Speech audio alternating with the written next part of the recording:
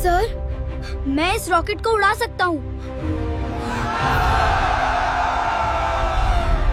भारत की अंतिम उम्मीद के रूप में खड़ा था अग्निवीर रॉकेट, अपने आखिरी मिशन के लिए तैयार। एक दांव जिस पर 900 करोड़ रुपए और देश का गौरव दोनों टंगे थे। श्रीहरिकोटा की धरती पर सूरज लाल हो गया था और वक्त था बस 5 घंटे का। तभी अचानक हुई वह घातक गड़बड़ी जिसने पूरे मिशन को दांव पर डाल दिया। कंट्रोल रूम के अंदर सारे मॉनिटर लाल लाइट से भर गए, अलार्म बजने लगे, सब कुछ थम गया।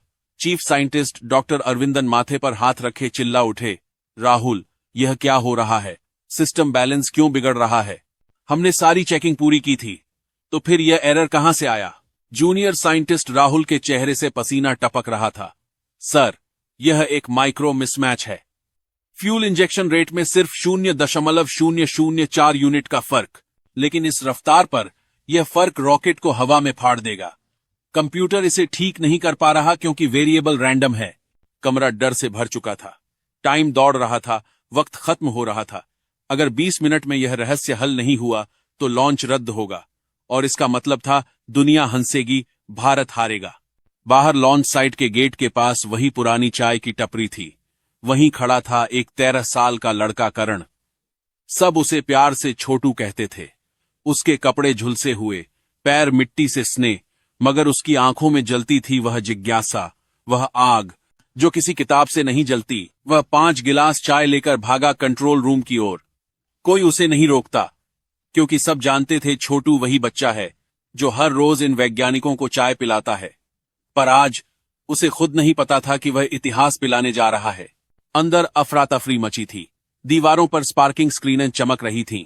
डॉक्टर अरविंदन दीवार पर एक फार्मूला लिख रहे थे और बीच में एक प्लस साइन पर अटके हुए थे।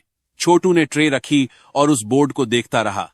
उसकी आंखें ठहर गईं और अचानक उसके मुंह से निकला, साहब, यहां प्लस नहीं, माइनस होना चाहिए। 5 सेकंड के लिए कमरा सन्नाटा बन गया। सबकी नजरें उसी पर थम गईं। एक इंजीनियर चिल्लाया, ए लड़के, चाय दे और निकल यहां से। हमें रॉकेट सिखाने मत आ। छोटू पीछे नहीं हटा। उसने कहा, आग जब ऊपर जाती है तो हवा नीचे धक्का देती है। अगर आप जोड़ रहे हैं तब आप गलत दिशा में बल दे रहे हैं। हटाओ यह प्लस, बनाओ इसे माइनस। तभी डॉक्टर अरविंदन धीरे से बोले, रुको। बच्चे ने क्या कहा? कमरे में सन्नाटा गूंज गया। सबकी आंखें उस मैले चेहरे पर टिक गईं। डॉक्टर अरविंदन ने उसके पास जाकर कहा, बेटा, दोबारा बताओ। छोटू ने कहा, साहब, मैंने स्कूल नहीं देखा, लेकिन रोज अपनी केतली देखता हूं। भाप ऊपर जाती है, लेकिन ढक्कन को नीचे से धक्का देती है। वही रॉकेट में हो रहा है। आप दबाव गलत दिशा में जोड़ रहे हैं। अगर उलट देंगे तो रास्ता बन जाएगा। कमरा फिर गूंज उठा। सब चौंक गए। डॉक्टर अरविंदन का चेहरा चमक उठा।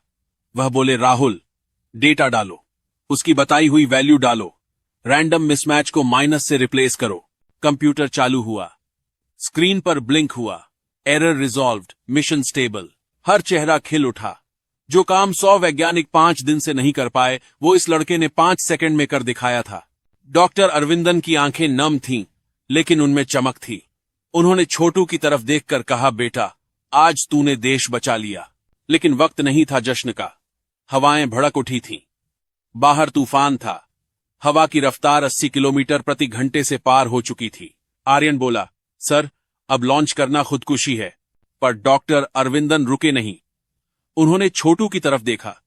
छोटू खिड़की से समंदर की लहरें देख रहा था और बोला, साहब, हवा दुश्मन नहीं, दोस्त है। अगर हम डरेंगे तो वह तोड़ेगी। अगर हम सही मोड़ पर झुक जाएंगे तो वही हमें ऊपर उठाएगी। डॉक्टर अरविंदन मुस्कुराए। Rahul, angle of attack 2 degree झुका दो। हम हवा को हारने नहीं, उसे जीतने देंगे। काउंटडाउन शुरू हुआ। 10, 9, 8। रॉकेट गरजा, जमीन कांपी, सफेद धुआं पूरे आकाश में घुस गया। 3, 2, 1। जय हिंद। अग्निवीर ने जमीन छोड़ी। देश दहाड़ उठा। लेकिन 500 मीटर की ऊंचाई पर एक हिंसक हवा से टकराया। चेतावनी लाइटें जल उठीं। रॉकेट झुक गया। राहुल चिल्लाया, सर, वह गिर रहा है। सिस्टम कंट्रोल खो चुका है। बस एक बटन दबाना बाकी था जिससे रॉकेट विस्फोट में बदल जाता। डॉक्टर अरविंदन का हाथ उस बटन पर था। तभी छोटू चिल्लाया, साहब मत दबाइए, वह गिर नहीं रहा, करवट ले रहा है। बस एक मौके की देर है। दाहिने बूस्टर की पावर 5% बढ़ाइए, बाएं बूस्टर को 2 सेकंड बंद कीजिए, वो सीधा हो जाएगा। डॉक्टर अरविंदन ने आंखें बंद की और बोले, करो। कमरा सन्नाटा बन गया। स्क्रीन पर रॉकेट झुका हुआ था। फिर अचानक उसने खुद को सीधा किया। एक जोरदार विस्फोट जैसा झटका हुआ, हवा फटी, पर रॉकेट अब ऊपर था, बादलों को चीरकर सीधे आसमान की ओर जा रहा था। स्क्रीन पर हरी लाइटें जल उठीं, लोगों ने तालियां बजाईं। डॉक्टर अरविंदन ने देखा, छोटू कुर्सी के कोने में खड़ा था। उसके चेहरे पर पसीना था, मगर नजरें गर्व से भरी थीं। डॉक्टर अरविंदन चाय की टपरी पर पहुंचे। छोटू रेडियो सुन रहा था। डॉक्टर अरविंदन ने सामने खड़े होकर सैल्यूट किया और उनके पीछे पूरी टीम खड़ी थी। छोटू हक्का बक्का था, बोला, साहब मैं तो बस चाय वाला हूं। अरविंदन मुस्कुराए, नहीं बेटा, अब तू इसरो का सबसे बड़ा टीचर है। तूने आज सिखाया कि जीनियस किताबों से नहीं, दिल से निकलता है। सालों बाद वही छोटू आज बन चुका था डॉक्टर करण, देश का सबसे युवा फ्लाइट डायरेक्टर, जो कभी कोयले से रॉकेट के नक्शे बनाता था, अब डिजिटल पेन से इतिहास लिखता था। डॉक्टर अरविंदन अब बूढ़े होकर पीछे खड़े मुस्कुरा रहे थे।